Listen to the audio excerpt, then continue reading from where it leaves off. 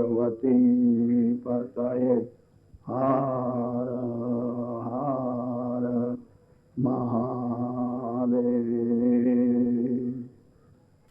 करारविन्देन पदारविन्दम् मुखारविन्दे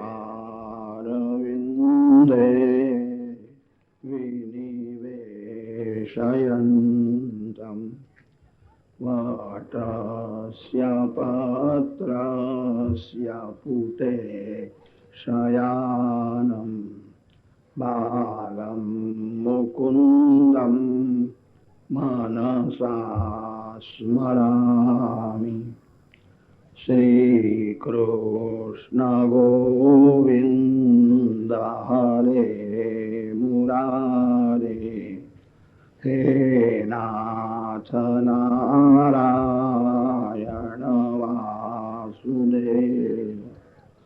जिह्वे पिबा स्वामृतमेतदेव गोविन्द दामोदर माधव।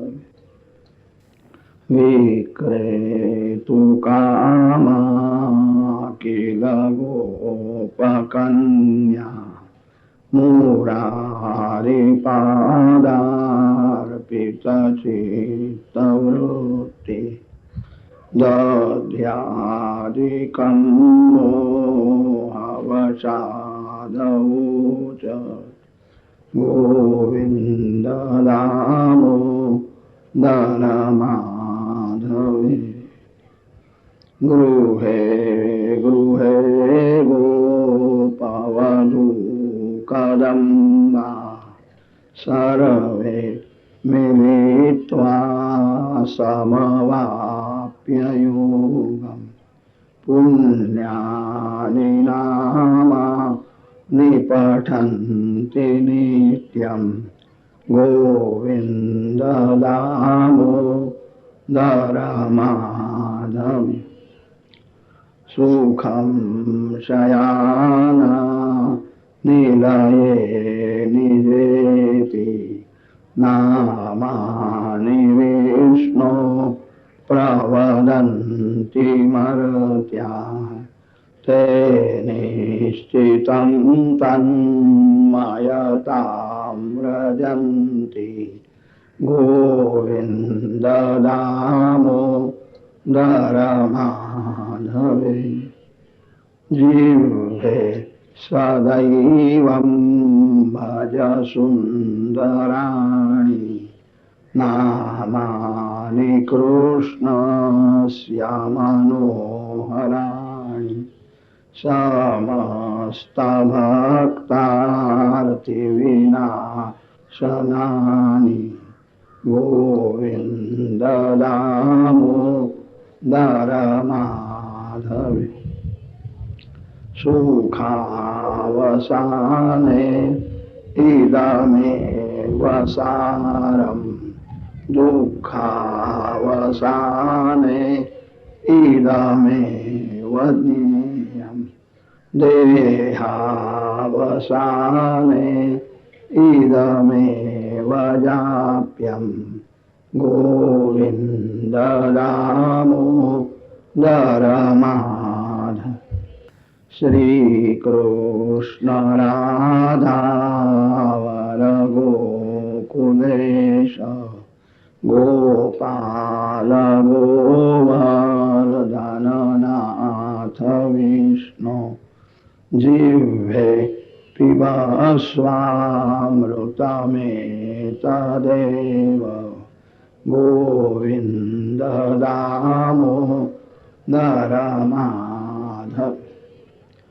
जिह्वे रसज्ञे मधुरा प्रिया त्वं सत्यं हितं त्वां परमं वदामि। आवर्णयेथा मधुराक्षराणि गोविन्द दामोदर माधव।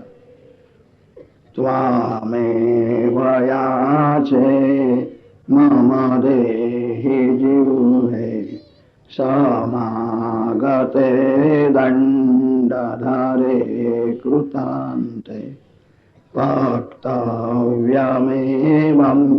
मधुरं सुभक्त्या गोविन्द दामोदरमाधव।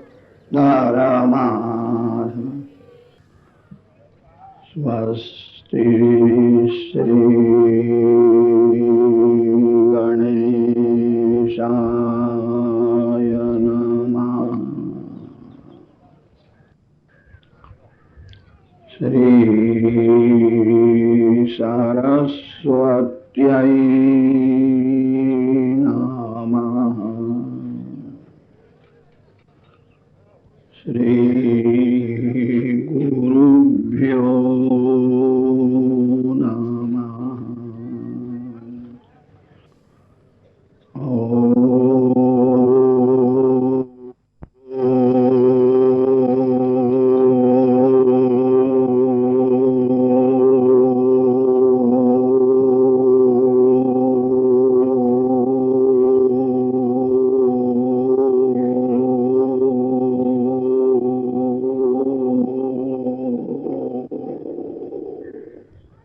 तापत्रय विनाशाय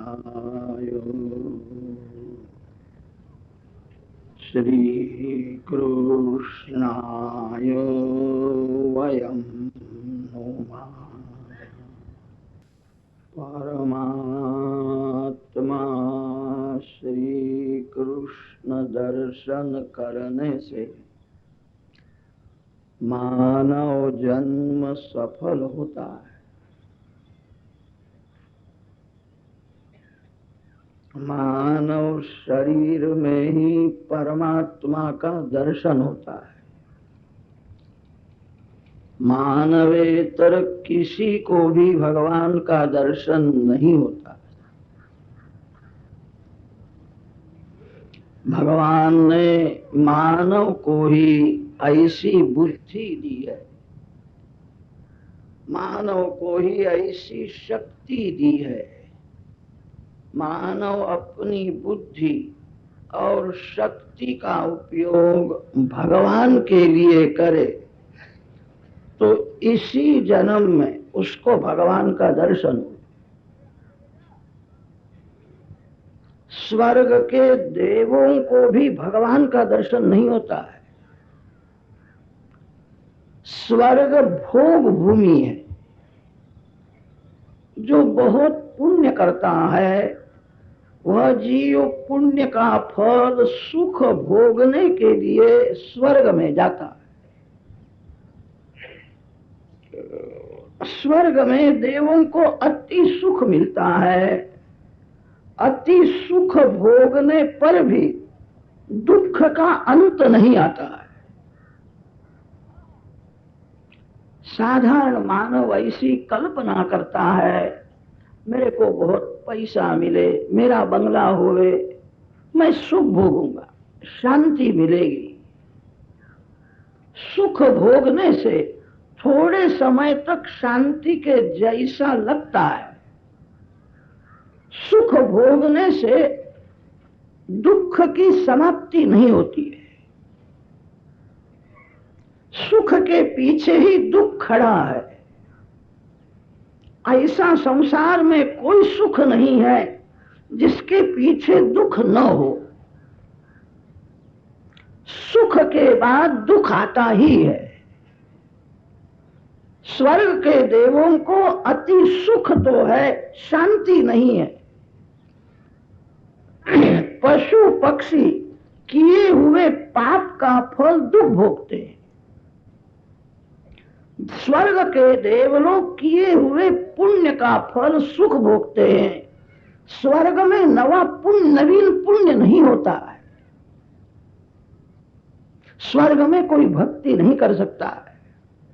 स्वर्ग के देवलोक ऐसी इच्छा रखते हैं मेरा जन्म भारत में हो। स्वर्ग भोग भूमि है, भारत भक्ति की भूमि है। भारत ज्ञान भूमि है, भायाम रतः भारतः। भा शब्द का अर्थ होता है ज्ञान, भा शब्द का अर्थ होता है भक्ति। ज्ञान भक्ति में जो रमता है,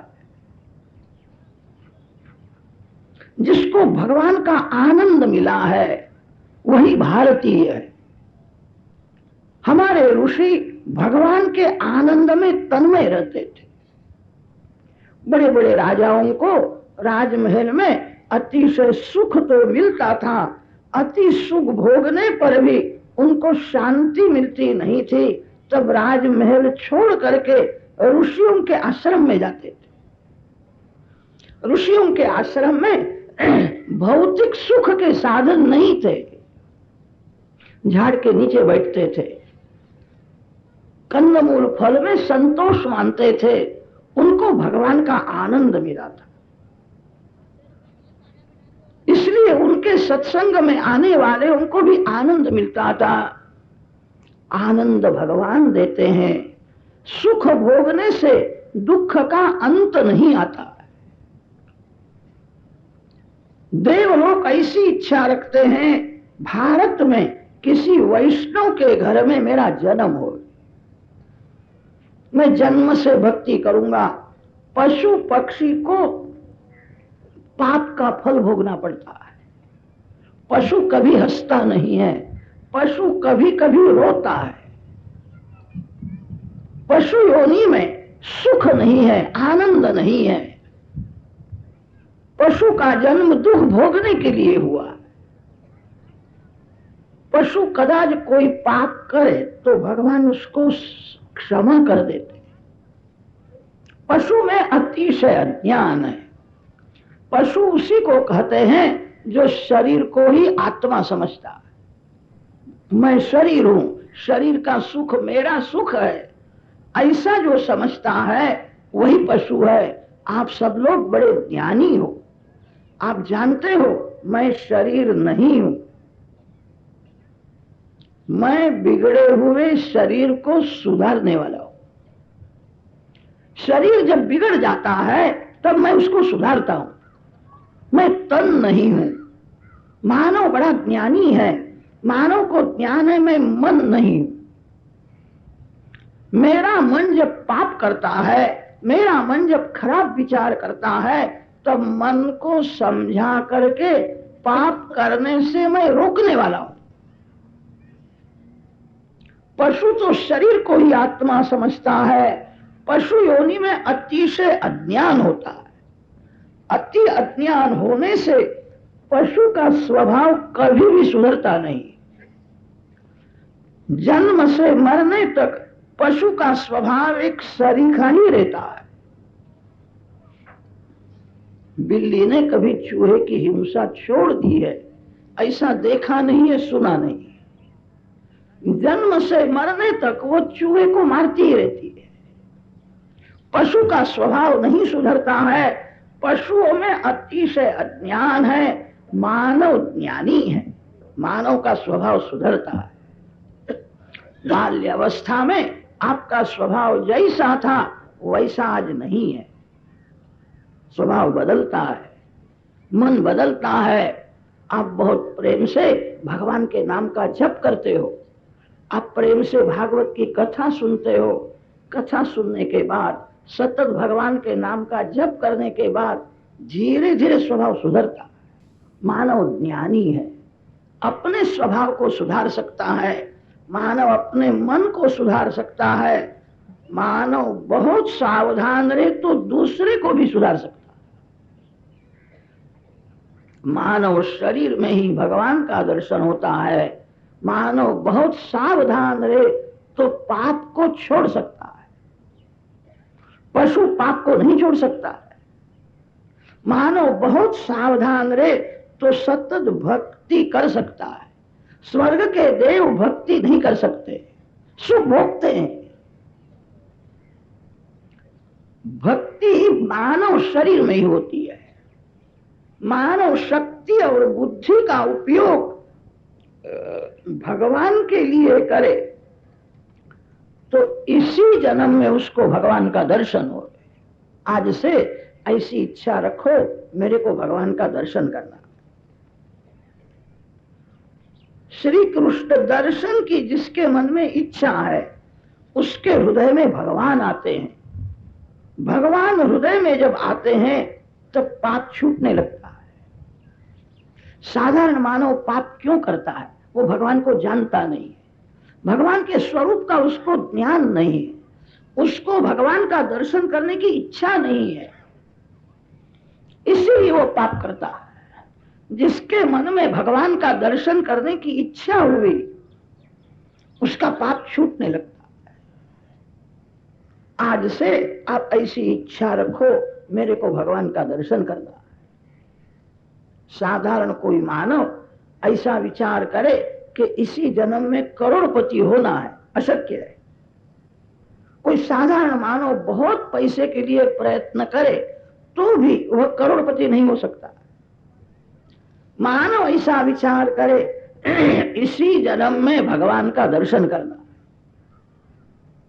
श्री कृष्ण दर्शन की इच्छा से जो साधन करता है उसको पहला लाभ यह होता है उसका पाप छूटने लगता है। श्री कृष्ण दर्शन की इच्छा से जो साधन करता है उसका स्वभाव सुधरता है, उसका बिगड़ा हुआ मन शुद्ध होता है। भगवान का दर्शन करने की इच्छा रखो, शुभेच्छा भगवान सफल करते। भगवान ही शुभ है, संसार अशुभ है। भगवान के दर्शन की इच्छा रखना यही शुभेच्छा है।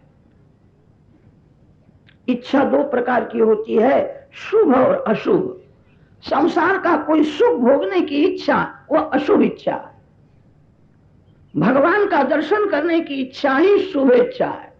आपने सत्यनारायण की कथा में सुना होगा, एक गरीब ब्राह्मण था, उसको ऐसी इच्छा हुई सत्यनारायण की पूजा करना है, सत्यनारायण की पूजा करना है। उसको रात्रि में नींद नहीं आती है, कल मैं नारायण की पूजा करूंगा। उसके पास एक पैसा भी नहीं था। उसने ऐसा निश्चय किया एक तुलसी पत्र भगवान को अर्पण करूंगा, भगवान को प्रेम से मैं जल अर्पण करूंगा, कल नारायण की पूजा करनी है, नारायण की पूजा करनी है। प्रातः काल में वो भिक्षा मांगने के लिए गया। उस दिन उसको भिक्षा में बहुत धन मिल गया। शुभेच्छा को भगवान साथ देते, अशुभ इच्छा को भगवान सफल नहीं करते। उसके मन में हलवा खाने की इच्छा नहीं थी, केवल प्रसाद खाने की इच्छा नहीं थी, उसके मन में परमात्मा की पूजा करने की इच्छा थी। उसने प्रेम से नारायण की पूजा की, उसको प्रसाद भी मिला। जो भगवान की भक्ति करता है उसको भोग और भगवान दोनों मिलते हैं। मानवेतर सभी को भोग मिलता है। मानव शरीर की यही विशेषता है, मानव शरीर में भोग और भगवान दोनों मिलते हैं। जो परमात्मा के पीछे पड़ता है उसको भगवान संसार का सुख भी देते हैं। ऐसा नहीं है जो मर जाता है उसी को भगवान मुक्ति देते हैं, भगवान लौकिक सुख भी देते हैं। भगवान बड़े उदार है। कोई अति दुख सहन करता हो तो भगवान को अच्छा नहीं लगता। अति से खाना अच्छा नहीं है और अति उपवास करना भी अच्छा नहीं है। जो अति से उपवास करता है वह अंदर विराजमान नारायण को त्रास देता है। अंदर नारायण है। कर्षयंत शरीरस्थम भूतग्रामम अचेतसः। अति से भोजन नहीं करना चाहिए और अति उपवास भी नहीं करना चाहिए। जो अति से उपवास करता है वो भगवान को भूल करके दिन भर दाल भात को ही याद करता रहता है, मैंने खाया नहीं, मैंने खाया नहीं। उस उपवास का उसको क्या फल मिला? उपवास करने वाला अन्न का चिंतन करता हो वो उपवास सफल नहीं है। विवेक से थोड़ा भोजन करे। कोई बहुत उपवास करे, बहुत दुख सहन करे तो भगवान को भी परिश्रम होता है। भगवान ने मानव को सुख देने के लिए संसार की रचना की है। मानव विवेक से थोड़ा सुख भोगता हुआ भगवान की सतत भक्ति करे तो उसको भोग और भगवान दोनों मिले। शरीर को थोड़ा सुख देने की जरूरत है। शरीर को थोड़ा भी सुख न मिले वह शरीर भक्ति नहीं कर सकता। मानव को सुख देने के लिए भगवान संसार की रचना करते हैं। ये सब सुंदर फल फूल भगवान ने बनाए हैं। भगवान ने अपने लिए नहीं बनाए हैं, मानव के लिए बनाए। मानव प्रभु का पुत्र है। मेरा पुत्र भूखा न रहे।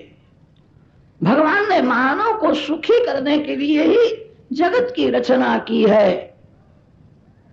मानव विवेक से सुख भोगता हुआ भक्ति करे तो इसी जन्म में उसको भगवान का दर्शन होवे।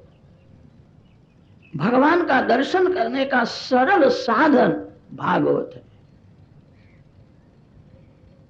भगवान का दर्शन करने के लिए वेदों में, गीता जी में, उपनिषदों में अनेक उपाय बताए।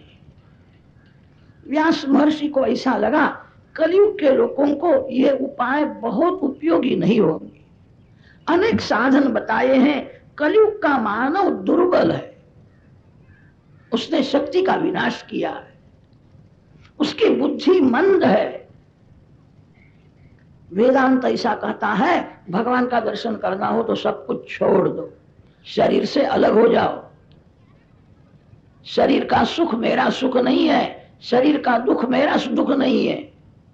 सबका त्याग करो। त्यागे नहीं के अमृतत्वम आनशु वेदांत विज्ञान सुनिश्चितार्थाः संन्यास योगाद यतयः शुद्ध सत्वाः ते ब्रह्मलोके तु परांत काले परामृतात् प्रतिमुच्यन्ति सर्वे। वेदांत कहता है सब कुछ छोड़ दो। जगत मिथ्या है, जगत दुख रूप है। सबका त्याग करो। त्याग की बातें करना कठिन नहीं है, मन से त्याग करना बड़ा कठिन है। मन से त्याग नहीं होता है। कितने लोगों को कथा में बैठने पर भी चप्पल याद आ जाते हैं, बाहर में रखे कोई ले जावे तो। एक साधारण तुच्छ वस्तु को भी मानव अपने मन में से नहीं निकालता। मानव संसार को अपने मन में रखता है। मानव को कोई कहे पैसा छोड़ दो, काम को छोड़ दो, क्रोध को छोड़ दो, कैसा छोड़े? एक साधारण वस्तु को भी नहीं छोड़ सकता है। वो काम त्याग कैसा करेगा? वो क्रोध का त्याग कैसा करेगा? वेदांत का सिद्धांत है जहां कचरा पड़ा है वहां अत्तर की वास नहीं आती है। जो प्रवृत्ति में फंसा हुआ है उसको भगवान का आनंद नहीं मिलता है। सब कुछ छोड़ना ही पड़ेगा। बड़ा कठिन है। त्याग की बातें करना कठिन नहीं है, मन से त्याग करना बड़ा कठिन है। सच्चा त्याग कबीर का जो दिल से दिया होता त्याग नहीं होता। व्यास महर्षि ने विचार करके भागवत की रचना की है। प्रकाशितः कोपि नवीन मार्गः। भगवान के लिए सब कुछ छोड़ना ही चाहिए ऐसा नहीं है। मानव को घर में भी भगवान का दर्शन हो सकता है। मीराबाई को राजमहल में गोपाल जी का दर्शन हुआ था। तुकाराम महाराज को घर में ही श्री विठलनाथ जी का दर्शन हुआ था। उन्होंने घर छोड़ा नहीं था। भगवान के लिए घर छोड़ना ही पड़ता है ऐसा नहीं है। कितने लोग तो ऐसे होते हैं, एक घर छोड़ देते हैं और दूसरा घर बना देते हैं। एक घर की ममता छोड़ी और दूसरे घर में फंस गए, उनको क्या मिला? भगवान ने जो आपको घर दिया है वो घर छोड़ना नहीं। घर में कैसा भी दुख का प्रसंग आवे सहन करो, घर में रहो, आपको घर में शांति मिलेगी, आपको घर में भगवान का दर्शन होगा। घर में दुख सहन करो। दुख में, आवेश में, अभिमान में जो घर छोड़ता है उसको घर के वास्तुदेव शाप देते हैं। घर में वास्तुदेव होते हैं। घर छोड़ना नहीं चाहिए। घर में सावधान होकर के रहने की जरूरत। जो घर में सावधान रहता है वो साधु है, जो घर में गाफल होकर के रहता है वही संसारी है। भागवत में ऐसा एक दिव्य मार्गदर्शन दिया। गोपियों ने घर छोड़ा नहीं, गोपी घर में ही रहती थी, गोपी को घर में ही श्री कृष्ण का दर्शन होता था। थोड़ी भावना बदलनी है। यह भगवान का घर है, घर के मालिक भगवान है, मैं भगवान के घर में रहता हूं। घर मेरा है ऐसा जो समझता है, घर मेरे लिए है ऐसा जो मानता है, घर मेरे सुख के लिए है ऐसा समझने वाला पाप करता है। घर भगवान का है, घर भगवान ने दिया है, मैं भगवान के घर में रहता हूं। घर के मालिक भगवान है, घर में सेवक होकर के रहो। थोड़ा विचार करो तो ध्यान में आवेगा, यह जीव शरीर का मालिक नहीं है, शरीर के मालिक भगवान है। जो जीव शरीर का मालिक नहीं है वो घर का मालिक हो सकता है। तन के मालिक भी भगवान है। भगवान की इच्छा होवे तभी तक इस शरीर में रहना है, भगवान का हुक्म होवे तो ये मकान को छोड़ना ही पड़ेगा। भगवान को कोई कह सकता है 50 साल हो गए इस मकान में मैं रहता हूं, अब इसमें मेरा हक हो गया है। भगवान हुक्म करे तो घर छोड़ना ही पड़ता है। शरीर जीवात्मा का घर है, घर का मालिक जीव नहीं है, शरीर के मालिक भगवान है। जीव तन का मालिक नहीं है तो जीव धन का मालिक कैसा हो सकता है? घर के मालिक भगवान है। आज से ऐसा दृढ़ निश्चय करो, भगवान ने घर दिया है, मैं भगवान के घर में रहता हूं। घर का काम करना भी भगवान की सेवा है, कारण घर भगवान का है। भागवत में समर्पण का महिमा समझाया है, वेदांत ग्रंथों में त्याग का महिमा वर्णन किया है। वेदांत कहता है सब कुछ छोड़ दो, त्याग करना बड़ा कठिन है, साधारण जीव त्याग नहीं कर सकता। इसलिए इस भागवत में व्यास महर्षि ने ऐसा दिव्य मार्गदर्शन बताया है, सब कुछ भगवान को अर्पण करो, भगवान के हो जाओ। वैष्णव इसीलिए गले में तुलसी की रुद्राक्ष की माला धारण करते। इसका अर्थ यह है यह शरीर भगवान का है, शरीर भगवान के लिए है, शरीर भक्ति करने के लिए है। जिस वस्तु में तुलसी पत्र रखा जाता है वो भगवान, वस्तु में तुलसी पत्र रखा जाता है वो भगवान का हो जाता है। तुलसी पत्र के बिना भगवान को भोग नहीं लगता है। तुलसी पत्र अर्पण करो फिर भगवान उसका स्वीकार करते हैं। गले में तुलसी की माला धारण करने का अर्थ यही है, शरीर भोग के लिए नहीं है, अब शरीर भगवान के लिए। यह शरीर भगवान का काम करने के लिए है, शरीर भक्ति करने के लिए। सब कुछ भगवान का है, मैं भगवान का हूं, ऐसा समझ करके भगवान के हो जाओ, आपको घर में ही भगवान का दर्शन होगा। भागवत में कैसी दिव्य शक्ति है। भागवत की कथा सृष्टि के आरंभ में आदि नारायण परमात्मा ने ब्रह्मा जी को सुनाई।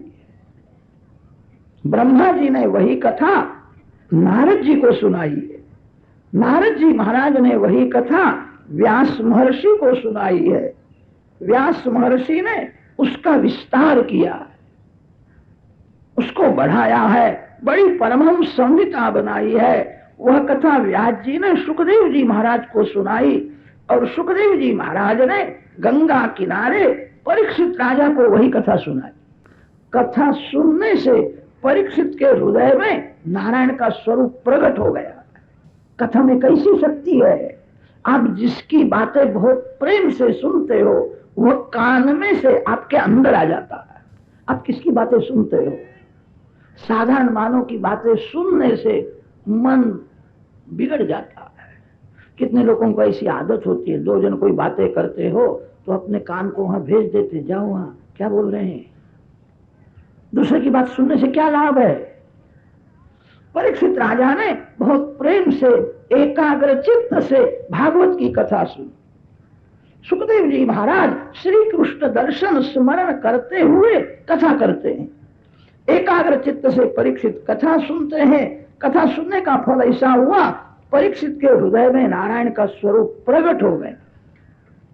बहुत से संत ऐसे होते हैं, आंख में से भगवान को अंदर ले जाते हैं। कितने संत कान में से भगवान को अंदर ले जाते हैं। भक्ति में आंख और कान दो मुख्य है। आंख और कान को जो अतिशय पवित्र रखता है वही भक्ति कर सकता है। आंख और कान को जो पवित्र रखता है उसी को परमात्मा की पूजा करने का अधिकार है। कितने संत बार बार भगवान का दर्शन करते हैं। संतों को भगवान के दर्शन में तृप्ति नहीं होती है। संत दर्शन नहीं करते हैं, भगवान को आंख में से अंदर ले जाते हैं, हृदय में भगवान को स्थिर करते हैं। कितने संत कान में से भगवान को अंदर ले जाते हैं। प्रेम से आप जिसकी बातें सुनते हो वही कान में से आपके अंदर आ जाता है। इसीलिए वेदों ने वर्णन किया है, हे भगवान कृपा करो, खराब चित्र मेरे आंख के सामने कभी ना आवे, खराब शब्द मेरे कान में ना आवे। कर्णे भी भद्रम श्रृणुयाम अक्षभिर भद्रम पश्येम। कथा सुनने से परीक्षित के हृदय में नारायण का स्वरूप प्रकट हुआ। परीक्षित राजा को भगवान का दर्शन हृदय में हुआ। परीक्षित निर्भय हो गए। मेरे को तक्षक नाग का भय नहीं लगता है। मेरे अंदर नारायण है, बाहर नारायण, दाहिने बाजू में नारायण है, बाई बाजू में नारायण है।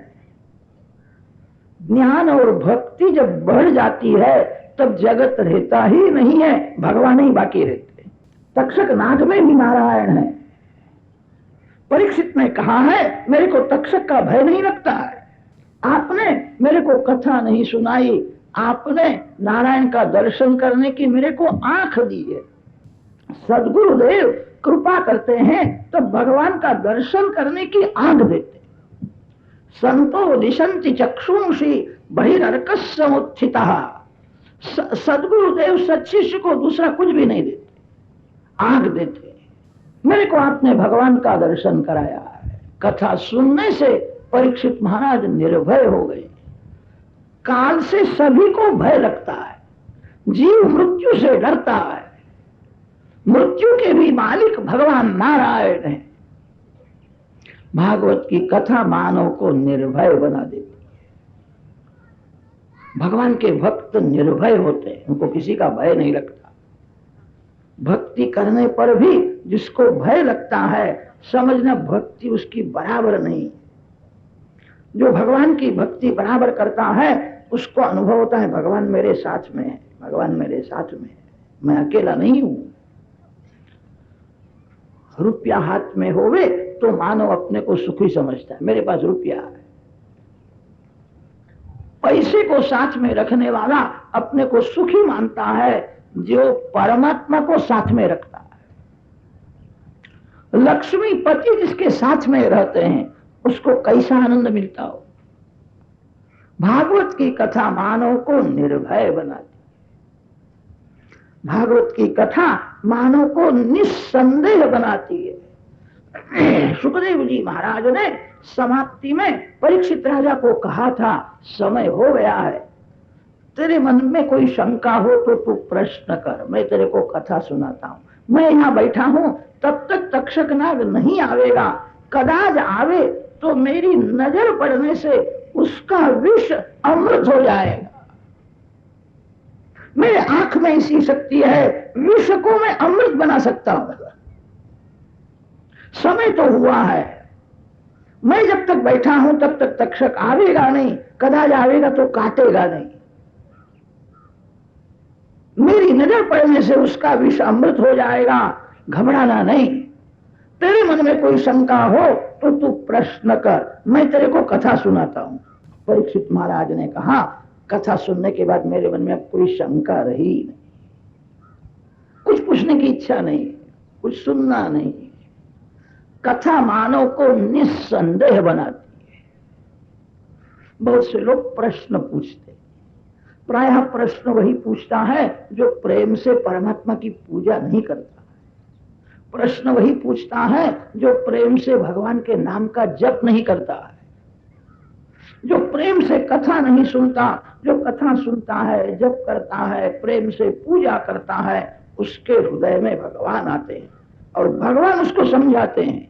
भगवान जैसा समझावे वैसा समझाने वाला कोई नहीं है। प्रश्न पूछने की जरूरत ही नहीं है, उसका आशीर्वाद सफल नहीं होता। आती है व्यास महर्षि जानते हैं, व्यास महर्षि के समान इस संसार में कोई महान बुद्धिमान महान ज्ञानी पुरुष हुआ नहीं है और होने वाला भी नहीं। नमोस्तुते व्यास विशाल बुद्धे फुल्लारविंदायत पत्र नेत्र। सुखदेव जी महाराज ने परीक्षित को कहा था मन में कोई शंका हो तो पूछो। परीक्षित ने कहा कि कथा मानव को निस्संदेह बनाती है। शांति से कथा सुनो। कथा भगवान का दर्शन करने की आग देती है। कथा मानव को निर्भय बनाती है। कथा प्रेम का दान करती है। कथा का महिमा कौन वर्णन कर सकता। महात्म्य की कथा अनेक ग्रंथों में आई है। पद्म पुराणांतर्गत महात्म्य की कथा वक्ता करे ऐसी व्यास महर्षि की आज्ञा है। व्यास नारायण की आज्ञा अनुसार पद्म पुराणांतर्गत महात्म्य की कथा का आरंभ होता है। सच्चिदानंद रूपाय विश्वोत्पत्त्यादि हेतवे तापत्रय विनाशाय श्री कृष्णाय वयं नमः। श्री कृष्ण चरण में वंदन किया। किसी भी कार्य का आरंभ करो, आरंभ में अपने भगवान का मन से दर्शन करो, वंदन करो। दर्शन के बाद वंदन होता। जिसको भगवान का दर्शन ही नहीं होता वो वंदन किसको करता है। मन से भगवान का दर्शन करो। जिस देव की आप पूजा करते हो उनका स्मरण करो, दर्शन होगा। आप जिसको याद करते हो, आपका जहां प्रेम है, जिसका आपको स्मरण होता है वो दिखता है। बहुत से लोग तो ऐसे होते हैं कथा में बैठे बैठे उनको घर की तिजोरी भी दिखती है, वहां मन फंसा हुआ है। वही प्रेम है। कथा में बैठ करके मानव घर का दर्शन करता है तो गोपियों को घर में बैठ करके भगवान का दर्शन हो तो क्या स्थिति। गोपियों का शुद्ध प्रेम श्री कृष्ण में था। आरंभ में गोपी को दर्शन करने की इच्छा होती है तब गोपी के घर में जाती है, बाल पृष्ठ को निहारती है। धीरे धीरे गोपियों का प्रेम बढ़ने लगा। अब गोपी को घर में से ही भगवान का दर्शन। मंदिर में जाकर के दर्शन करना अच्छा है, आप जहां बैठे हो वहीं से भगवान का दर्शन करो, ये बहुत अच्छा है। गोपी को घर में से ही भगवान का दर्शन। गोपी जमुना जी में जल भरने के लिए जाती है, गोपी को ऐसा अनुभव था यमुना जी के किनारे श्री कृष्ण। गोपी को कदम के झाड़ में श्री कृष्ण दिखते। गोपी को कृष्ण कृष्ण कृष्ण कृष्ण बोलने की ऐसी आदत पड़ गई है। गोपी जब प्रेम से कृष्ण बोलती है, मार्ग में श्री कृष्ण दिखते हैं। गोपी को ऐसा अनुभव होता है मेरे साथ में ही श्री कृष्ण। किसी भी कार्य का आरंभ करो, मन से भगवान का स्मरण करो, मन से भगवान का दर्शन करो। दर्शन के बाद वंदन होता है। श्री कृष्ण चरण में वंदन करो। आप बाहर जाते हो तो भगवान को वंदन करके जाओ। भगवान को कहना आपका काम करने के लिए मैं बाहर जाता हूं। पैसा भोग के लिए नहीं है, पैसा भक्ति का साधन है। जीवन में धन की जरूरत है, धन भक्ति के लिए, प्रवृत्ति परमात्मा के लिए करता है, उसकी प्रवृत्ति भी भक्ति रूप हो जाती है। भगवान को कहना आपका काम करने के लिए मैं बाहर जाता हूं, बाहर जाओ तो भगवान को वंदन करके जाओ, कोई भी प्रवृत्ति करो तो भगवान को भूलना नहीं, भगवान का स्मरण करता हुआ मानव प्रवृत्ति करे तो उसको भगवान शक्ति देते हैं, भगवान बुद्धि देते हैं, प्रवृत्ति सफल हो जाती है। जो भगवान को भूल जाता है, अपनी बुद्धि में जो विश्वास रखता है, मैं बहुत पढ़ा हूं, मैं सब कुछ जानता हूं, अभिमान में जीव भगवान को भूल जाता है, तब प्रवृत्ति पाप रूप हो जाती है, प्रवृत्ति भी दुख देती है। जो प्रवृत्ति परमात्मा के लिए करता है, भगवान को साथ में रखता हुआ जो प्रवृत्ति करता है, उसको निवृत्ति का फल मिलता है। प्रवृत्ति करना भी भक्ति है। संत भी प्रवृत्ति करते थे, बाहर जाओ तो भगवान को वंदन करके भगवान को कहना आपका काम करने के लिए मैं बाहर जाता हूं। कोई भी काम करो तो भगवान को याद करना, बाहर से घर में आओ तो प्रथम भगवान का दर्शन करो, इतना करोगे तो भी जीवन सुधरेगा। कोई भी काम करो भगवान को कह करके करो, काम में भगवान को याद करो, आरंभ में भगवान को वंदन करो, काम पूरा हो जाए तो भगवान का दर्शन करो, वंदन करो। आप इतना करोगे तो भी जीवन सुधरे। अब बाहर से घर में आते हो, फिर क्या करते हो? आजकल बहुत से लोग ऐसे हो गए हैं, बाहर से घर में आने के बाद उनको पत्नी का दर्शन करने की बहुत इच्छा हो जाती है। बच्चे को पूछता है तेरी माँ कहाँ गई है, वो कहाँ जाने वाली थी, आवेगी। बाहर से घर में आने के बाद प्रथम परमात्मा का दर्शन करो, जिस देव की आप पूजा करते हो। भगवान को कहना आपका दास सेवा में आया हूं, मैं आपका काम करने के लिए गया था, अब मैं आपके चरण में आया। इतना करोगे तो भी जीवन सुधरे। कथा के आरंभ में श्री कृष्णाय वयं नमः, अकेले श्री कृष्ण को नहीं, जो श्री राधा जी के साथ में विराजमान। हजारों वर्ष हो गए, श्री धाम वृंदावन में राधा कृष्ण कभी बड़े होते ही नहीं। श्री राधा जी 5-6 वर्ष की रहती और श्री कृष्ण भगवान 7-8 वर्ष के ही रहते। राधा कृष्ण की नित्य लीला है, आज भी लीला करते हैं, कभी बड़े होते ही नहीं है। संत प्रथम श्री राधा जी के चरण में वंदन करते। श्री राधा जी की कृपा से ही जीव श्री कृष्ण चरण में जा सकता है। भगवान के सन्मुख जाने में जीव को भय लगता है, मैंने बहुत पाप किया है, भगवान मेरे को सजा करेंगे। भगवान तो अंतर्यामी है, क्या तू मेरे को मुख बताने के लिए आया? तो कैसा है मैं जानता हूं। जीव को भगवान के सन्मुख जाने में भय लगता है। श्री राधा जी जिसके लिए सिफारिश करती है। भागवत में ऐसा वर्णन आता है, कभी कभी श्री कृष्ण क्रोध भी करते हैं। श्री कृष्ण को क्रोध आता है, ऐसा लिखा है। श्री राधा जी को जीवन में कभी क्रोध नहीं आया है। क्रोध क्या होता है श्री राधा जी जानती ही नहीं। श्री राधा जी प्रेममयी है, श्री राधा जी दया की मूर्ति है, सभी की उनको दया ही आती है। कैसा भी जीव होवे, व्यवहार में ऐसा दिखता है, नालायक पुत्र होवे, कदाच पिता उसकी उपेक्षा भले कर घर में से निकाल देता, तेरा मुख देखना नहीं, जा यहां से। कैसा भी नालायक पुत्र होवे, 12 बजे घर में आवे, उसको किए हुए पाप के लिए थोड़ा पश्चाताप हुए, उसके आंख में 2 आंसू आ जाते और मां के सन्मुख हाथ जोड़ करके खड़ा रहे। मां सब कुछ भूल लेती है, मां को फिर पुत्र का कोई दोष दिखता ही नहीं है। एक साधारण माता में भी ऐसी दया होती। श्री राधा जी तो जगत जननी है, सबकी मां है। भगवान को कभी कभी क्रोध आता है। भगवान को कब क्रोध आता है? जीव मर्यादा छोड़ करके अति जब सुख भोगता है, अति से भक्ति करने के लिए जीव को भगवान संपत्ति देते हैं। उसको घर में कोई चिंता न रहे तो मेरी भक्ति ज्यादा करेगा, उसको सर्व प्रकार की अनुकूलता मिले तो ज्यादा परोपकार करेगा।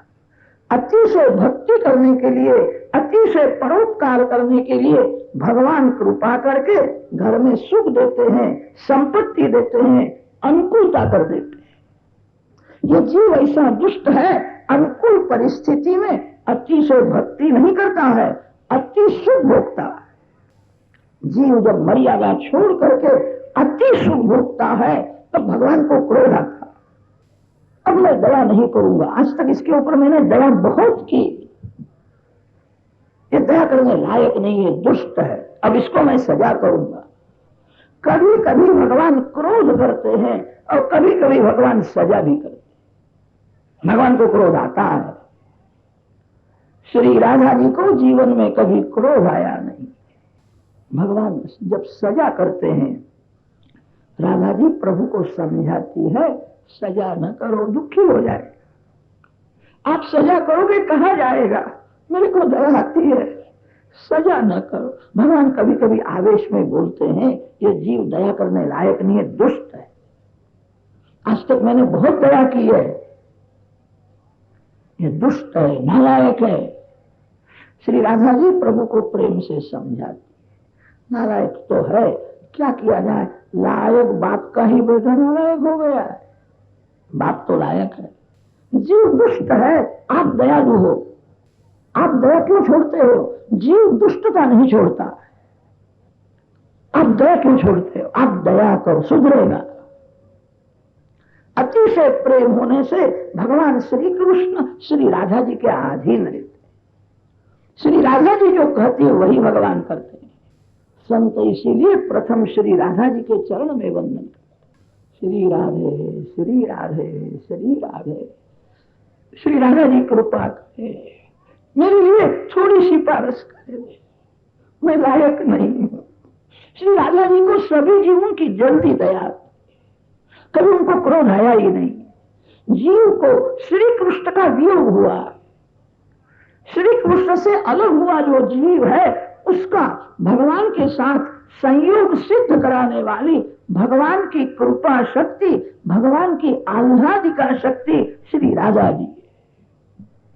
श्रयते सर्वात्मना श्री कृष्णम इति श्री, श्री कृष्णेन श्रीयते सेव्यते इति वा श्री। जगत को आनंद श्री कृष्ण देते, जगत में जीव को सुख मिलता है, आनंद नहीं मिलता है।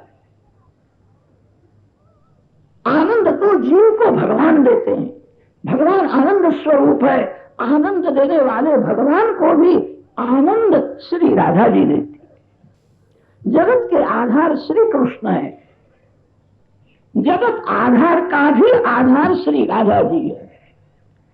आधार शब्द में आधार शब्द मिलाओ, राधा राधा राधा राधा होता है। जीव को श्री कृष्ण का वियोग हुआ है, श्री कृष्ण वियोग ही महान दुख है, श्री कृष्ण वियोग ही महान रोग है। श्री राधा जी को सभी की दया, दया वही है। कोई भी प्रेम से श्री राधे श्री राधे श्री राधे श्री राधे श्री राधे प्रेम से बोलता है, श्री राधा जी कृपा करके दौड़ती हुई आती है। संतों का ऐसा अनुभव है। कभी कभी संतों को भी माया सताती है, माया गृहस्थ के ही पीछे पड़ती है ऐसा नहीं है, बंगला में रहने वाले को भी माया त्रास देती है ऐसा नहीं है, जो जंगल में रहता है उसको भी माया त्रास देती है। माया किसी को छोड़ती नहीं है। कभी कभी माया संतों के पीछे पड़ती है। जब माया सताती है, माया जब त्रास देती है, तब संत श्री राधा जी का स्मरण करते हैं। श्री राधा जी आदि शक्ति है, श्री राधा जी में से ही सभी शक्तियां निकली है, माया भी भगवान की शक्ति है। आदि शक्ति तो श्री राधा जी है। जब माया त्रास देवे तब संत श्री राधे राधे, श्री राधे, श्री राधे। मेरा मन बिगड़ गया है, मेरा मन पाप कर रहा है, मैं देखता हूं, मैं उसको नहीं रोक सकता, मैं शरण में आया। श्री राधा जी को जल्दी दया। संत इसीलिए प्रथम श्री राधा जी के चरण में वंदन करते। सुंदर सिंहासन है, सिंहासन में श्री राधा कृष्ण विराजमान है, ऐसा मन से दर्शन करो। प्रथम श्री राधा जी के चरण में वंदन, फिर श्री कृष्ण भगवान के चरण में वंदन। श्री राधा कृष्ण भगवान की। कथा में जय बोलने से आपको लाभ होगा। भगवान की कभी हार हुई नहीं है और भगवान की कभी हार होती भी नहीं। हार तो जीव की होती है, जीव को माया हराती है। मानव का जीवन क्या है? मानव का जीवन बड़ा भारी युद्ध है। युद्ध में मानव की हार होती है, माया की जीत होती है। माया मानव को भुलाती है, संसार में मजा है, स्त्री बहुत सुंदर है, पुरुष सुंदर है, भगवान के पास जाने की क्या जरूरत है? जीव को माया संसार में फंसा देती है। माया की जीत होती है और मानव की हार होती है।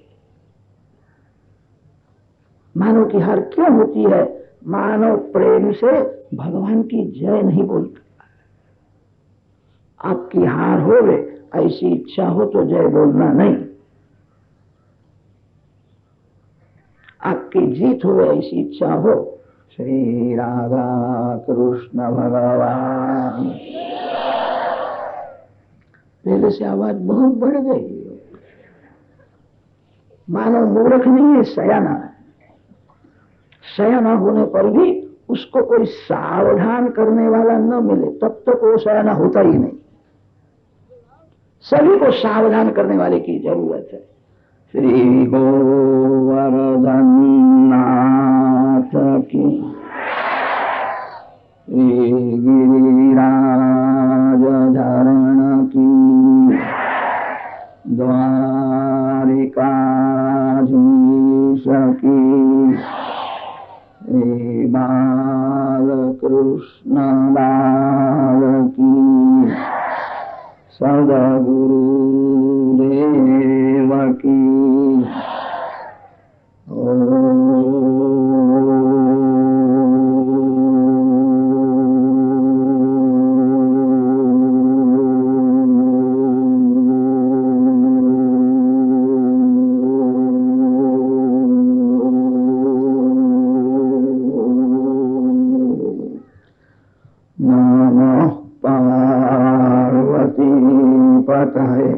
हर हर महादेव। जय शब्दो नमः शब्दः, शंख शब्दस्तथैव च। राधा कृष्ण चरण में वंदन किया है। भागवत के प्रधान वक्ता श्री सुखदेव जी महाराज है, जो शिव स्वरूप है। व्यास महर्षि आदि नारायण परमात्मा का स्वरूप है। व्यास महर्षि ने वृद्धावस्था में भागवत की रचना की। भागवत की रचना करने के बाद व्यास जी के मन में एक शंका हुई, ये भागवत की कथा कौन करेगा? बड़े बड़े ऋषि व्यासाश्रम में शिष्य होकर के व्यास जी की सेवा करते। बहुत से ऋषि तो व्यास जी को कहते हैं भागवत मेरे को दे दो। व्यास जी का मन नहीं मानता, ये मेरा सर्वस्व है, यही मेरा धर्म है। हजारों वर्ष तपस्या की है, ध्यान धारणा करने के बाद वृद्धावस्था में भागवत की रचना की। भागवत किसी को देने की इच्छा नहीं होती है। किसी को ऋग्वेद दे दिया, किसी को यजुर्वेद दिया, किसी को महाभारत दिया, किसी ऋषि को पद्म पुराण दिया। भागवत किसी को नहीं देते। भागवत प्रेम शास्त्र है। जो परमात्मा के साथ अतिशय प्रेम करता है उसी को भगवान माया का पर्दा दूर करके दर्शन देते।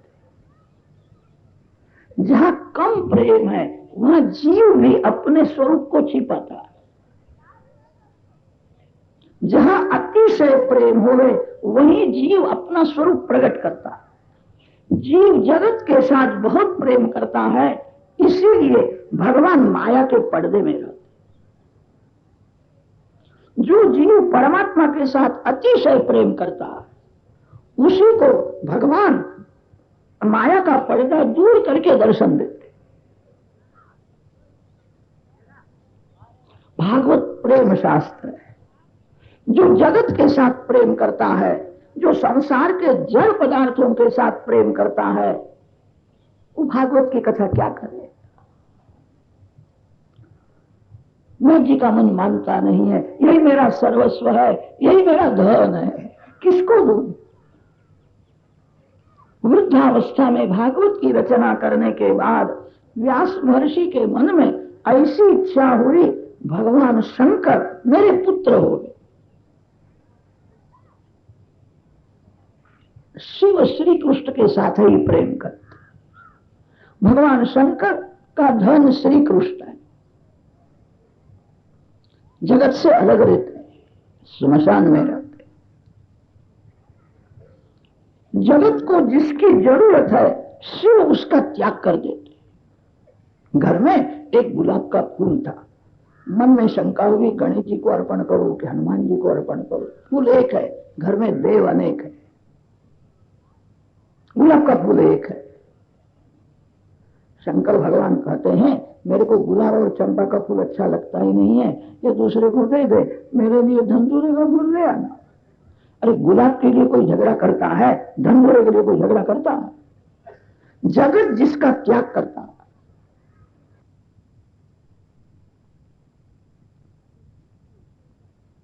जगत जिसकी उपेक्षा करता है, सर्प से सभी लोग घबराते हैं, सर्प से सभी दूर रहते हैं।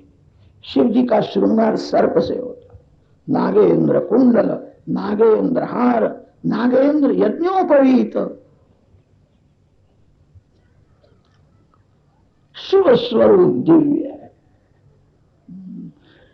श्री कृष्ण ही शिव जी का धन है। श्री कृष्ण को ही शिव जी हृदय में धारण करते हैं, श्री कृष्ण के साथ ही प्रेम करते हैं। ज्यादा तो क्या कहे, पार्वती जी से भी शंकर भगवान दूर बैठते। लक्ष्मी नारायण साथ में विराजते, सीताराम जी साथ में विराजते। शिव जी के मंदिर में दर्शन करो तो एक बाजू में पार्वती माता है, एक बाजू में शंकर भगवान। शंकर पार्वती दोनों साथ में बैठे हैं, ऐसा दर्शन जल्दी नहीं होता। तो देवों ने बहुत आग्रह किया। शंकर भगवान लग्न करने के लिए गए थे, लग्न करने के लिए गए, उससे प्रथम काम को जला दिया, काम को भस्म करने के बाद लग्न करने के लिए पार्वती जी के साथ लग्न हुआ है। और लग्न करने के बाद पार्वती माता को राम कथा कृष्ण कथा शिव जी ने सुनाई और शंकर भगवान ने पार्वती माता को कहा एक बाजू में बैठ करके तू राम राम कर, इधर मैं राम राम करता हूं। शंकर पार्वती दोनों साथ में बैठे हैं, ऐसा दर्शन जल्दी नहीं होता है। शिव प्रकृति से भी दूर रहते हैं, शिव सबका त्याग कर देते हैं। श्री राम ही शिव जी का धन है। भगवान को ही हृदय में धारण करते हैं। व्यास जी को भगवान शंकर का स्मरण हुआ। व्यास जी के मन में ऐसी इच्छा हुई, भागवत की कथा तो शंकर भगवान ही कर सकते। जो जगत के तुच्छ पदार्थ के साथ प्रेम करता है, जो जड़ वस्तु के साथ प्रेम करता है, वो भागवत की कथा क्या करेगा। जो चेतन परमात्मा नारायण के साथ प्रेम करता, यह कथा वही कर सकता। जवानी में कभी व्यास जी के मन में ऐसी इच्छा नहीं हुई कि पुत्र होवे। व्यास पत्नी का नाम ग्रंथों में आता है अरणी देवी, कहीं कहीं वाटिका देवी ऐसा नाम आता है। जवानी में कभी इच्छा ही नहीं हुई कि मेरे यहां पुत्र हो गए। वृद्धावस्था में भागवत की रचना करने के बाद व्यास जी के मन में संकल्प हुआ, भगवान शंकर मेरे पुत्र हो गए, भगवान शंकर भागवत की कथा करें, अनेक जीवों का कल्याण होगा। वृद्धावस्था में व्यास महर्षि पत्नी के साथ पंचाक्षर शिव मंत्र का जप करते। शिव जी मेरे पुत्र हो गए, ऐसी इच्छा हुई है। शिव जी का ध्यान, शिव जी के पंचाक्षर मंत्र का जप करते हुए तन्मय हो गए। शंकर भगवान समझ गए व्यास नारायण मेरे को याद करते हैं। व्यास जी के आश्रम में भगवान शंकर प्रकट हुए। व्यास जी ने पूजा की है। शिव जी ने कहा मेरे को क्यों याद करते हो, क्या इच्छा? व्यास जी ने कहा मेरी भागवत की कथा करने के लिए आप मेरे यहां पुत्र रूप से प्रकट हो। शिव जी ने कहा इस संसार में कौन आवे, ये संसार तो मायामय है, संसार में जो आता है उसको माया छोड़ती नहीं है, सभी को माया त्रास देती है। कोलसे की खान में जो जाता है उसके कपड़े बिगड़ जाते। कोई अपने को बड़ा सयाना मानता हो, बुद्धिमान मानता हो, मेरे कपड़े नहीं बिगड़ेंगे, अशक्य है। जो कोलसे की खान में जाता, संसार मायामय है। मायामय संसार में जो आता है उसकी इच्छा होवे न होवे माया मारती है। माया किसी को नहीं छोड़ती है। संसार में कौन आवे? शंकर भगवान के बहुत अवतार नहीं होते हैं। जगत में जब गड़बड़ होती है, अशांति होती है, तो विष्णु भगवान अवतार धारण करते। विष्णु भगवान जगत का रक्षण करते हैं। विष्णु भगवान के अनेक अवतार होते हैं, शिव जी महाराज के अनेक अवतार नहीं होते हैं। भगवान का ध्यान छोड़ करके संसार में कौन आवे? शिव जी ने कहा मेरे को संसार में आने की इच्छा नहीं होती है, संसार मायामय है। व्यास जी ने कहा महाराज आपके मस्तक में गंगा जी है, आपको माया क्या कर सकती है? कृपा करो। समाधि में आपको जो आनंद मिला है वह आनंद जगत को देने के लिए मेरे यहां पुत्र रूप से प्रकट हो जाओ। मेरे भागवत की कथा करो। अकेला खाना अच्छा नहीं है। समाधि में आपको जो आनंद मिलता है वो दूसरे को भी देना चाहिए। आप स्वयं आनंद स्वरूप हो, आपको माया क्या कर सकती है? भगवान नारायण के चरण में गंगा जी है और भगवान शंकर के मस्तक में गंगा जी है। ज्ञान गंगा को जो स्पर्श करता है, कृपा करो। व्यास जी ने बहुत आग्रह किया, शिव जी को दया आई। व्यास पत्नी अरणी देवी के सामने देखा है, केवल देखने से गर्व रहा। सुखदेव जी महाराज अरणी देवी के पेट में आए, शिव स्वरूप है। बहुत दिन तक मां के पेट में श्री कृष्ण का ध्यान करते थे। सतत श्री कृष्ण का ध्यान करने से सुखदेव जी महाराज का स्वरूप श्री कृष्ण के जैसा श्याम हो गया। आप जिसका ध्यान करते हो, आप जिसका सतत स्मरण करते हो, वैसे ही आप हो जाते हो। मां के पेट में सुखदेव जी महाराज श्याम सुंदर श्री कृष्ण का सतत ध्यान करते थे। सुखदेव जी का श्रीअंग श्री कृष्ण भगवान के जैसा श्याम हो गया। बहुत दिन मां के पेट में रहे। एक बार व्यास जी ने कहा है बेटा तेरी मां को अब त्रास होता है, बाहर आ जा। उसका आशीर्वाद सफल नहीं होता, आप ही माया में फंसे हुए। मैं मां के पेट में हूं, आप बहुत प्रेम से मेरे को बेटा बेटा कहते हो। जो कभी माया के अधीन हुआ नहीं है वो मेरे को आशीर्वाद देवे तो मैं बाहर आऊंगा। भगवान नारायण का नाम है माधव राय। 4 दिशा में 4 माधव राय के स्वरूप है। प्रयागराज में वेणी माधव है, दक्षिण भारत में रामेश्वर भगवान के मंदिर में सेतु माधव है, काशी में बिंदु माधव है और उत्तर भारत में गोविंद माधव है। माधव राय के 4 स्वरूप 4 दिशा में है। भगवान नारायण का नाम है माधव राय। माँ शब्द का अर्थ होता है माया और धव शब्द का अर्थ होता है पति। भगवान माया के पति है। भगवान कभी माया के अधीन नहीं होते। भगवान सभी लीला करते हैं, माया उनकी दासी है। जीव माया का दास हो जाता है, इसीलिए माया उसको रुलाती है। भगवान माया के पति है। चार दिशा में चार माधव राय जी के स्वरूप है। माधव राय की प्रार्थना व्यास महर्षि ने की है। शिव कृपा से गर्भ रहा है, गर्भ का बालक, पेट का बालक ऐसा ज्ञानी है, मेरे को कहता है आप माया में फंसे हुए, आपके आशीर्वाद में मेरा विश्वास नहीं है, जो कभी माया के अधीन हुआ न हो वो मेरे को आशीर्वाद दे। भगवान नारायण व्यास महर्षि के आश्रम में प्रकट हुए हैं। भगवान ने सुखदेव जी को कहा है बेटा बाहर आओ, कभी तेरे को माया का स्पर्श नहीं होगा। सुखदेव जी महाराज जन्म से मुक्त थे। सुको मुक्तः वामदेवो मुक्तः। जन्म से ही सुखदेव जी में ज्ञान, वैराग्य और भक्ति तीनों परिपूर्ण है। सुखदेव जी महाराज संसार में आए, कभी उनको माया का स्पर्श हुआ ही नहीं, जन्म से ही मुक्त थे।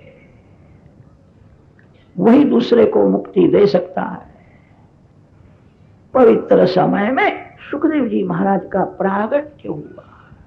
16 वर्ष की अवस्था में ज्ञान, वैराग्य और भक्ति तीनों परिपूर्ण है। घर का त्याग किया, जगत ही मेरा घर है, मेरे अंदर जो नारायण है वही सभी में है। ज्ञानी पुरुष सभी में एक ही आत्मा को देखते हैं। ज्ञानी पुरुष आत्म स्वरूप में सभी का अनुभव करते हैं।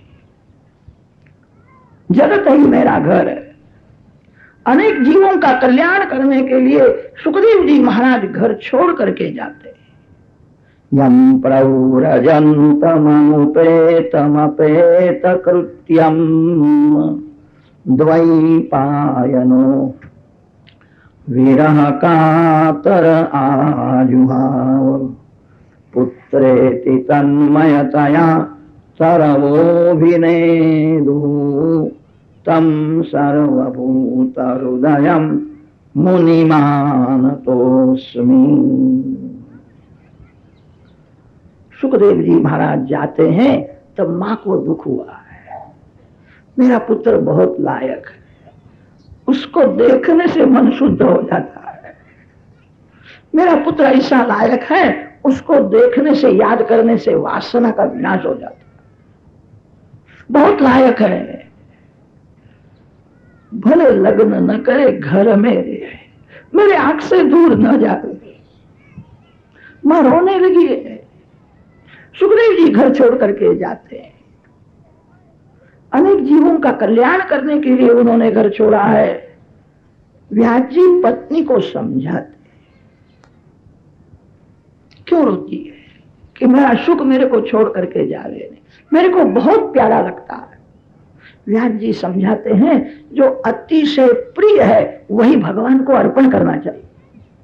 आपको जो अतिशय प्रिय है वो भगवान को अर्पण कर दो, आप प्रभु के प्यारे हो जाओगे।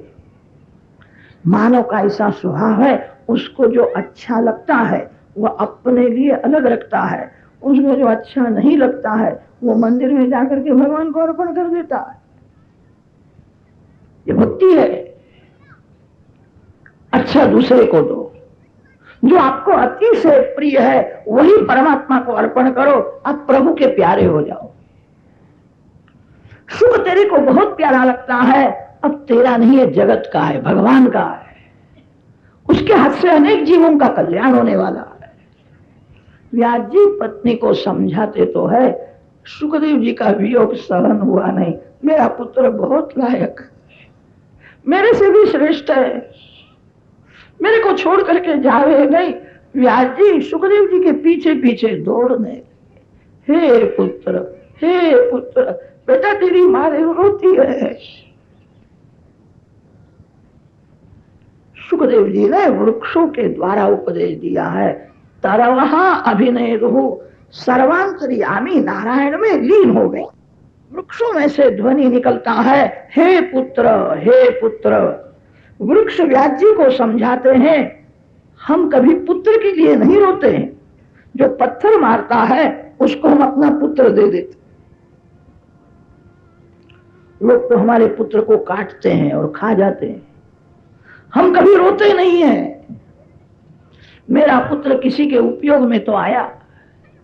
हम कभी पुत्र के लिए नहीं रोते। व्यास महर्षि बड़े ज्ञानी हैं, बड़े तपस्वी हैं, एक पुत्र के लिए रोते हैं। वृक्षों के द्वारा उपदेश दिया है तो भी व्यास जी सुखदेव जी के पीछे पीछे ही चलते हैं। हे पुत्र, हे। सुखदेव जी ने कहा है, मेरे पीछे क्या पढ़ते हो, परमात्मा के पीछे पढ़ो। पिता पुत्र का संबंध सच्चा नहीं होता है, जीव का ईश्वर के साथ संबंध सच्चा होता है। जन्म से कोई जीव पिता नहीं है, जन्म से कोई जीव पति नहीं है, जन्म से कोई पत्नी नहीं है, जन्म से जीव ईश्वर का है। पिता पुत्र का, पति पत्नी का संबंध व्यवहार दृष्टि से सत्य है, तत्व दृष्टि से विचार करने पर सत्य नहीं है। मेरे पीछे क्या पढ़ते हो? जीव ईश्वर का अंश है, जीव ईश्वर का है, परमात्मा के पीछे पढ़ो। अनेक बार मैं पिता हुआ हूं, आप भी अनेक बार पुत्र हुए हो। कौन पिता और कौन पुत्र है? यह सब वासना का खेल है। वासना जीव को बाप बनाती है और वासना से ही जीव बेटा होता है। पिता पुत्र के संबंध में वासना के बिना दूसरा क्या है? बुढ़े की घर में वासना रह जावे, वो बुढ़ा मरने के बाद बेटा होकर के आता है। कितनी माताएं पहचान लेती है, इसका मुख उसके दादा के जैसा थोड़ा दिखता है। अरे दादा के जैसा क्या दिखता है? दादा ही बेटा होकर के आया है। जो बाप था वही बेटा हो गया। कौन पिता और कौन पुत्र है? मेरे पीछे क्यों पढ़ते हो? परमात्मा के पीछे पढ़ो। ये जीव अनेक बार पति हुआ है, यह जीव अनेक बार पत्नी हुआ है, यह जीव अनेक बार पिता हुआ, जीव अनेक बार पुत्र हुआ है। पूर्व जन्म का पुत्र इस समय में कहां है? पूर्व जन्म का पति के पत्नी जो प्राण से प्यारी लगती थी, कहां है? मातृ पितृ सहस्राणि पुत्र दार शतानि च। यह अनेक जीव अनेक बार पिता हुआ, अनेक बार पति हुआ, अनेक बार पत्नी हुआ, उसको शांति नहीं मिली है। मेरे पीछे क्या पढ़ते हो? परमात्मा के पीछे पढ़ो। जीव का ईश्वर के साथ ही संबंध सच्चा है। पुत्रेति तन्मयतया तरवोभिनेदुः तम सर्वभूतहृदयं मुनिमानतोस्मि। व्यास जी को भी स्वरूप का भान कराया है। गंगा किनारे संत समाज में सुखदेव जी महाराज ने परीक्षित राजा को कथा सुनाई। परीक्षित राजा का एक निमित्त है, हमारे जैसे अनेक जीवों का कल्याण करने के लिए भागवत रूपी ज्ञान दीप जगत को दिया है। परीक्षित का तो एक निमित्त है, अर्जुन का एक निमित्त किया और भगवान श्री कृष्ण ने जगत के अनेक जीवों के लिए गीता जी का उपदेश किया है। अर्जुन के रथ में भगवान विराजमान है। अर्जुन के रथ में विराजमान भगवान होने से अर्जुन को मोह नहीं हो सकता है। जहां सूर्य नारायण है वहां अंधेरा नहीं आ सकता। अर्जुन के रथ में भगवान विराजते हैं। गीता जी का जो प्रथम अध्याय है उसका नाम है अर्जुन विषाद योग। अर्जुन को विषाद कैसा होवे?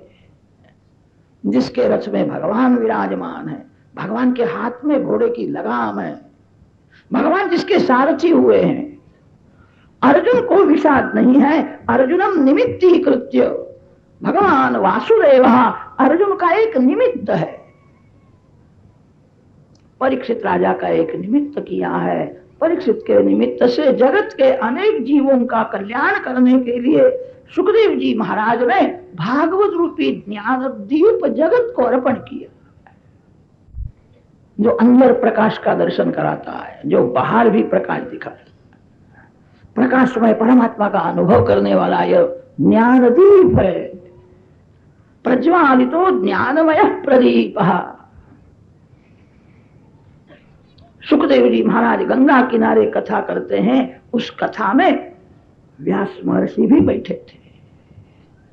व्यास जी को सुखदेव जी महाराज की कथा सुनने में बहुत आनंद आया है। कैसा बोलता है, मेरा पुत्र है, मेरे को ऐसा लगता है मेरे से श्रेष्ठ। उसका ज्ञान, वैराग्य, उसकी प्रेम लक्षणा, भक्ति अलौकिक है।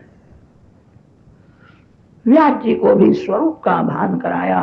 तो श्री सुखदेव जी महाराज की कथा के आरंभ में सुखदेव जी महाराज को वंदन किया। विशाला क्षेत्र में सनकादिक ऋषियों नारद जी को यह भागवत महात्म्य की कथा सुनाते। एकदा तु विशालायाम चत्वार ऋषयो मलाः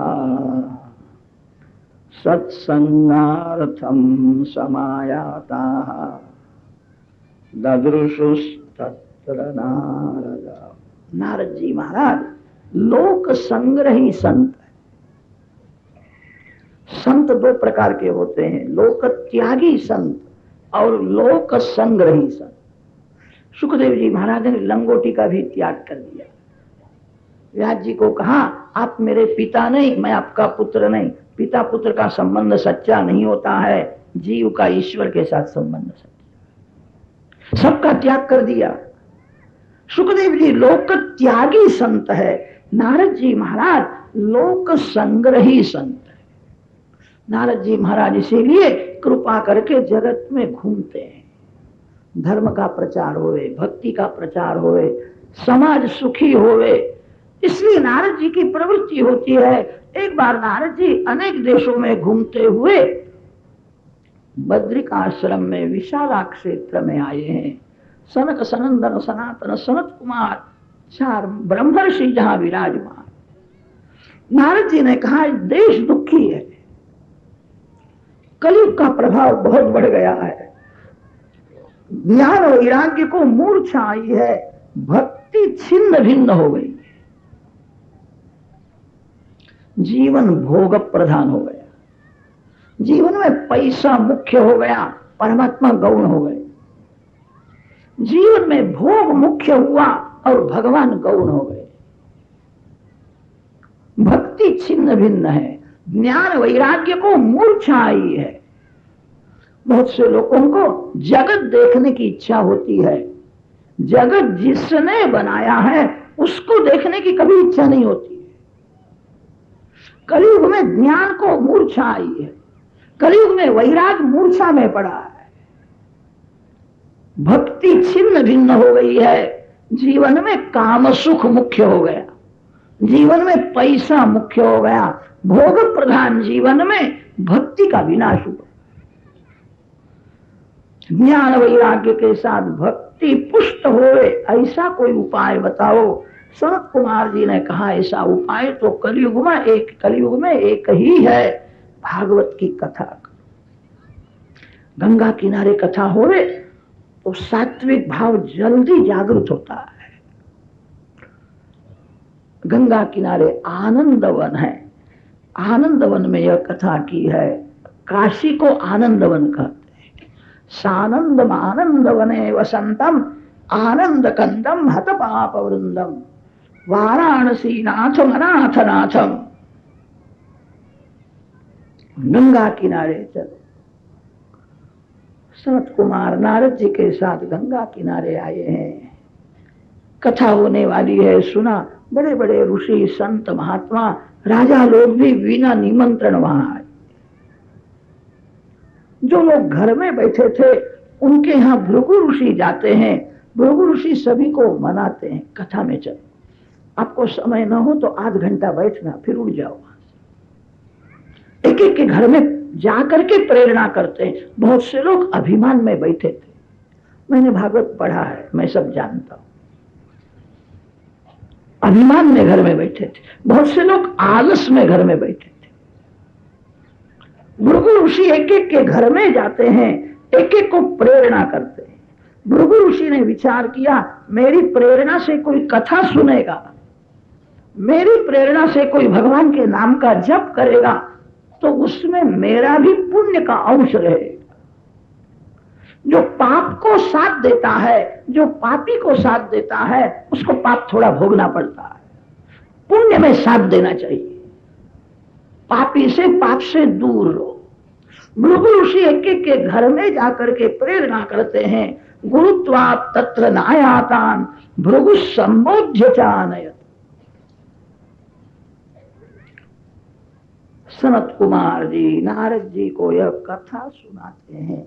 भगवान श्री कृष्ण स्वधाम में गए, तब भगवान ने अपना दिव्य तेज भागवत शास्त्र में रखा। जो शक्ति भगवान में है वही शक्ति भागवत शास्त्र में है। कहीं कहीं संत वाणी में ऐसा आता है, भगवान से भी भागवत श्रेष्ठ है। दुर्योधन को श्री कृष्ण भगवान का दर्शन हुआ था, तो भी दुर्योधन की बुद्धि नहीं सुधरी है। रावण को रामचंद्र जी का दर्शन हुआ, राम दर्शन करने के बाद रावण युद्ध करता है। योग्य तो यही था, रावण की बुद्धि सुधर जाए, रावण शरण में आवे। कितने जीव ऐसे होते हैं, भगवान का दर्शन करने पर भी पाप नहीं छोड़ सकते, भगवान का दर्शन करने पर भी उनकी बुद्धि नहीं सुधरती है। ऐसे जीव भगवान के नाम के साथ प्रेम करे, भगवान की कथा सुने। रावण दुर्योधन के जैसे भागवत की कथा सुने, भगवान के नाम का जप करे, भगवान भी उनकी बुद्धि नहीं सुधार सके। जो भगवान से काम नहीं होता, वो काम भगवान के नाम से होता। रावण राम नाम का जप करे तो उसकी बुद्धि सुधरे। दुर्योधन जैसा जीव भागवत की कथा सुने तो उसकी बुद्धि सुधरे। भागवत में भगवान ने अपनी शक्ति रखी है। कैसा भी महापापी जीव हो गए, इस कथा में पाप का नाश करने की शक्ति। सर्वे निष्पापत्मा भवन्ति। एक दृष्टांत दिया है। तुंगभद्रा नदी के किनारे आत्मदेव नाम का ब्राह्मण रहता था। घर में संपत्ति बहुत थी, संतति न होने से वह दुखी था। संतति के लिए उसने बहुत प्रयत्न किया, सफलता नहीं मिली। एक बार मरने को तैयार हो गए, मेरे यहां पुत्र नहीं है। आत्महत्या करने के लिए जाता है। थोड़ा विचार करे तो ध्यान में आएगा, हम सभी जीव आत्मदेव के जैसे ही है। जीवात्मा तुंगभद्रा नदी के किनारे रहता है। भद्र शब्द का अर्थ होता है कल्याण। कल्याण करने वाली नदी मानव काया है। मानव शरीर में रहने वाला जीव वही आत्मदेव है। आत्मा को देव होने की इच्छा है। नर को नारायण के चरण में ही शांति है। जीव को शिव होना है। आत्मदेव तुंगभद्रा नदी के किनारे रहता है। आत्मदेव के पत्नी का नाम है धुंधुली। धुंधुली का वर्णन व्यास महर्षि ने जो किया है वो सभी अपनी बुद्धि में घटता है। जीव बुद्धि का पति है। मानव की बुद्धि धुंधुली के जैसी है। लोकवार्ता रता क्रूरा प्रायशो बहुजल्पिक। बुद्धि कभी अपने स्वरूप का विचार नहीं करते, जगत का विचार करते। जगत कैसा है, सुखदेव जी महाराज वर्णन करते हैं। जगत का विचार न करो, मैं कौन हूं, मैं कैसा हूं, कभी विचार किया है? मेरा मन कैसा है, मेरा मन कहां जाता है?